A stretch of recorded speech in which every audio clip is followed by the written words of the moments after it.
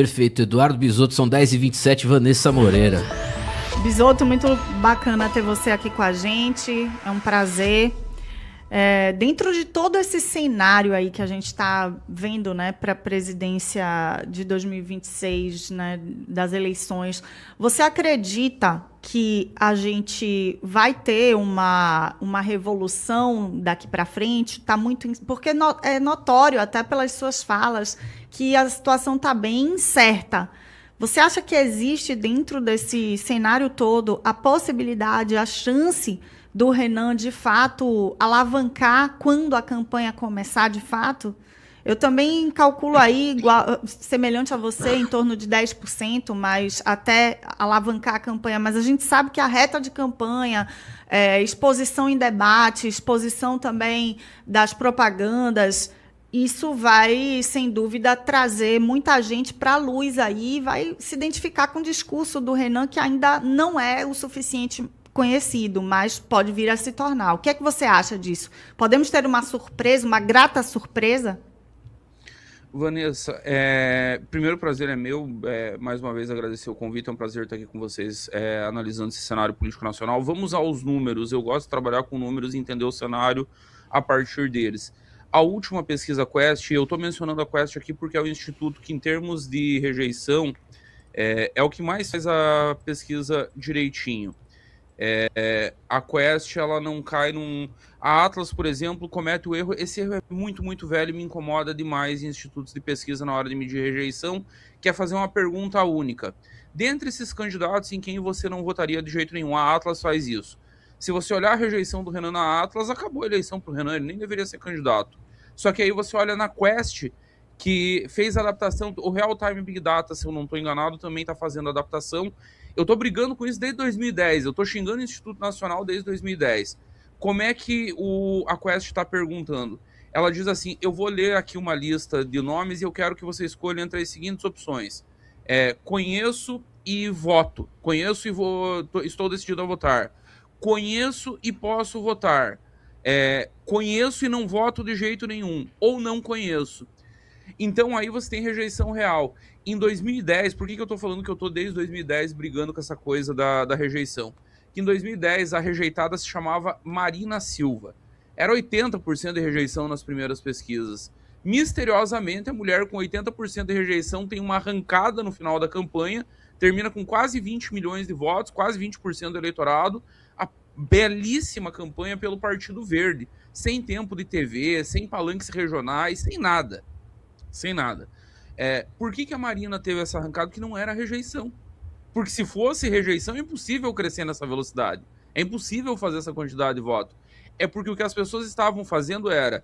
Tá ali o entrevistador perguntando, dentre esses nomes, em quem você não vota de jeito nenhum. O eleitor vai apontar aquele que ele menos conhece, para não deixar sem resposta. A Quest, quando ela faz a pergunta da maneira correta, ela descobre a real. O Renan tem a menor rejeição na Quest. Ele tem lá um problema muito, muito sério, eu tenho batido muito nisso nas minhas lives, que se chama desconhecimento. É o grande adversário de Renan Santos hoje. Na última Quest, se eu não estou enganado, são 74% dos eleitores que dizem simplesmente desconhecer. Só partindo disso e vendo que o Renan tem lá, eu acho que é 3 na Quest, é um negócio assim, 2,5, 3, dependendo do cenário. Se você tem 3 num cenário que apenas 16%, cara, a taxa de conversão disso é brutal. Você é candidato para disputar a liderança de primeiro turno. É óbvio que essa taxa também não vai se manter constante, mas é uma taxa de conversão muito, muito alta e muito, muito rápida. O problema do Renan se chama desconhecimento. Por isso, considerando que 74% não o conhece, ele tem uma taxa de conversão altíssima entre os que o conhecem. É tipo de 1 para 5. A cada 5 pessoas que conhecem o Renan, uma converte em voto. Quando chegar nos 100, vai ser gigantesco. Os números estão apontando. Ele já está chegando... Para ser sincero, na Atlas, por exemplo, ele está na frente do que eu imaginei que ele deveria estar nesse momento da campanha. Pela falta de estrutura da Mistão, é um partido criado em setembro do ano passado, não tem palanques regionais expressivos, tipo, não tem grandes veículos de comunicação, não tem todo o ecossistema que o bolsonarismo sempre teve. e o cara já tá chegando nos 5%. É assustador, é assustador. Eu entendo, tem uma galera muito jovem em torno da candidatura do Renan que queria estar com 10, com 15, disputando vice-liderança. Vocês não fazem ideia da dificuldade que é para ter 2% numa campanha presidencial. Com meia dúzia de meses aí de campanha, o Renan já está em 5 e subindo, e com viés de crescimento. Então, Vanessa, respondendo diretamente a tua pergunta, sim, eu acredito muito na possibilidade de termos uma grande surpresa, inclusive porque a galera os adversários ainda estão presos em categorias analíticas do século passado. Eu estava num Análises Renais na quinta-feira, eu fui lá, o Renan estava em campanha, enfim, eu fui fazer o programa que é tradicionalmente do Renan. E o Júnior Ramos, que é o operador, ele estava colocando um vídeo do Rudá Hit dando entrevista para o site Metrópolis. Rudá Hit é um cientista político do PT, sempre foi de esquerda, um dos fundadores do PT, é um pensador histórico do PT. E aí o cara tenta analisar o cenário presidencial e diz que o Renan não tem chance porque ele não tem grana, porque ele não tem fundo, porque ele não tem tempo de TV. Gente, o que o Bolsonaro tinha em 2018? O que Jair Bolsonaro tinha em 2018? Ele era candidato pelo PSL, ele aparecia 10 segundos no primeiro turno na TV, ele só tinha tempo de dizer eu sou Jair Bolsonaro, visite minhas redes sociais, e acabava o programa. E ele foi pro segundo turno liderando e ele ganhou a eleição. Esses caras pararam no tempo. Eles realmente acham que nós estamos vivendo no Brasil até 2014, que é a última eleição em que essas categorias importaram alguma coisa. 18 e 22 já não importaram em nenhuma das duas eleições. Bisotto, pra gente encerrar, e o vice? Quero que você comentasse, quem que será o vice do Flávio, na sua opinião? Vai ser alguém do Nordeste mesmo? Acho que o Ciro Nogueira já foi descartado. E o vice do Renan? Você tem informação aí, se quiser falar pra gente? O vice do Flávio, Timóteo, teve uma coisa muito engraçada que rolou de bastidor aí. Quem tá tocando toda a campanha do Flávio Bolsonaro é o senador Rogério Marinho. Ele é o coordenador, ele assumiu a parte política, ele assumiu os palanques regionais. E dizem, pessoas que conhecem os bastidores me falaram que o senador Rogério Marinho não é notório pela finesse, assim, pelo bom trato, pelo respeito com as pessoas. Como nós dizemos aqui no interior de Santa Catarina, tem um ditado popular que nós usamos, Timóteo, que é grosso que nem dedo destroncado. Quando você quebra o dedão e ele incha. E dizem que o Rogério Marinho é assim. Aí, o Rogério teria encomendado uma pesquisa em Minas Gerais para entender o tamanho de Romeu Zema em Minas Gerais, e o resultado foi muito ruim para Romeu Zema, muito ruim. E aí o Rogério Marinho teria marcado uma conversa com o Romeu Zema, um almoço, em que ele falou isso para o Romeu Zema de modo bastante indelicado. E o Zema saiu desse almoço muito, muito brabo, decidido a levar a candidatura até o fim, mesmo com o Novo não querendo, porque o Novo hoje, a imensa maioria do partido é um tipo de bolsonarismo ilustrado, é uma galera que sabe usar garfo e faca, sabe se comportar. Gerou uma crise do tamanho do mundo. E por que gerou uma crise do tamanho do mundo? Porque o Rogério Marinho esqueceu que não tem vice sobrando. Você menciona o senador Ciro Nogueira. O senador Ciro Nogueira adoraria ser vice do Flávio, é um sonho dele. Por que o Ciro Nogueira não vai ser vice? Porque a Federação União Progressista é um balaio de gato, eles não conseguem chegar a um acordo. O que a União defende aí no Nordeste é uma coisa, o que defende no Centro-Oeste é outra, o que defende aqui no Sul é outro. O progressista é a mesma coisa. O progressista do Ciro Nogueira no Piauí, na base, é essencialmente lulista. Aqui no Sul, o progressista é bolsonarista.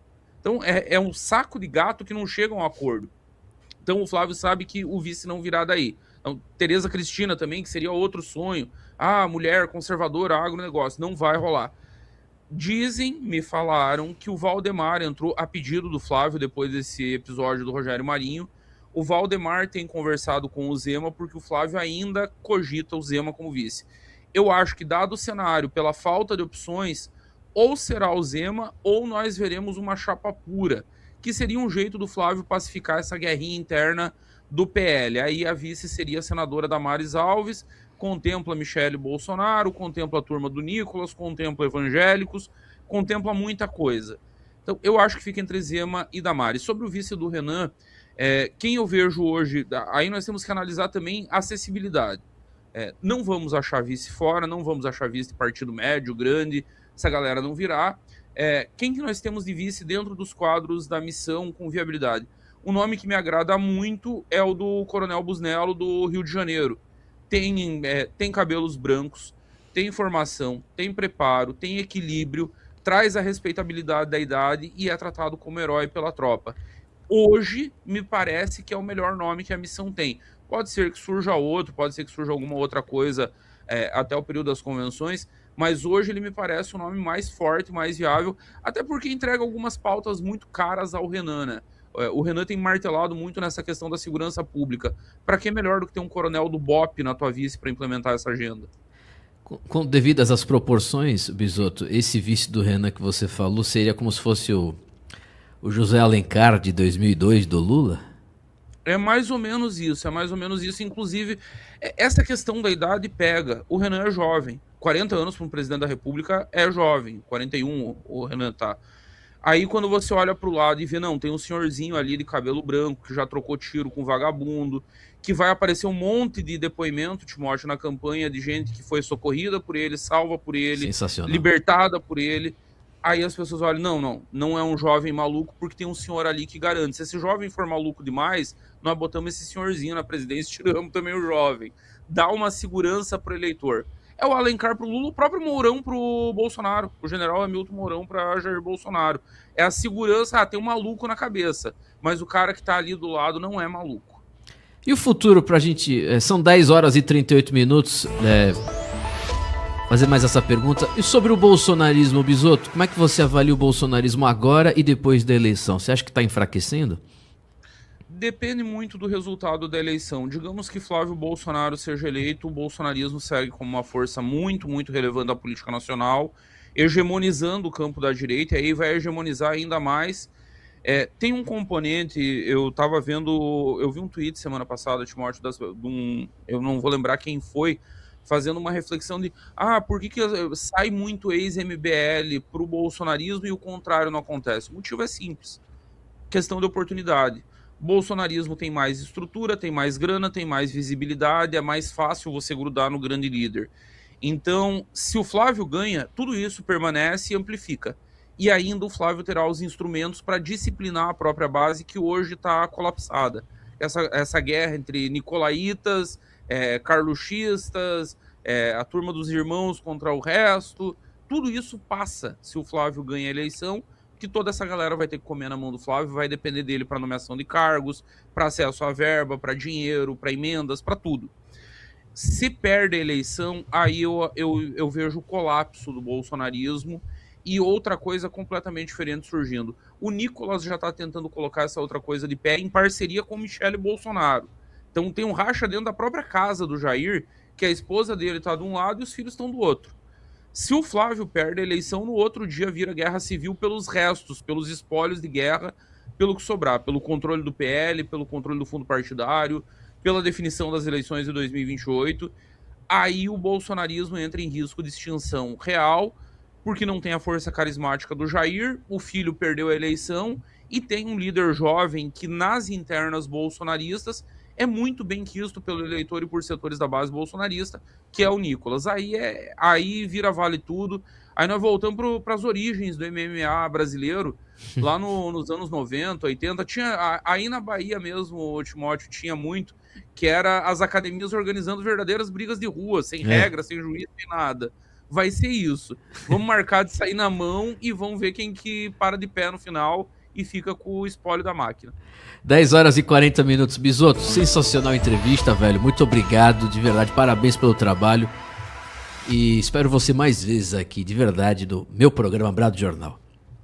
Eu que agradeço, Timóteo. E precisando, só me chama que eu sou parceiro. Tô por aqui.